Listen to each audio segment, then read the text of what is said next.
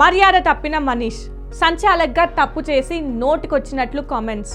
అన్యాయంగా captaincy task నుంచి ఇమ్యూ out. Big boss season 9కి కామనర్ల కోటా నుంచి చివరిగా అడుగుపెట్టింది మర్యాద మనీష్.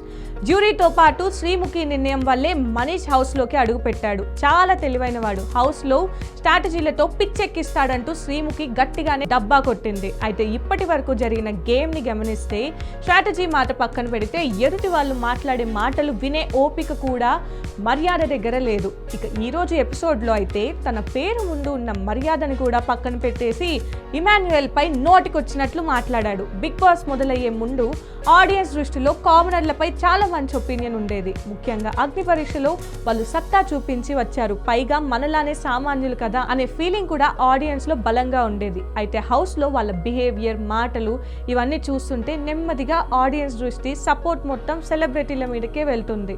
నిన్నటి ఎపిసోడ్ లో రాము రాఠోడ్ ఏదో చెప్పడానికి వస్తే మర్యాద మనీష్ మాట్లాడిన తీరు చాలా తప్పుగా అనిపించింది. ముఖ్యంగా కెప్టెన్సీ టాస్క్ అనేది ఎంత ముఖ్యమో తెలిసిందే.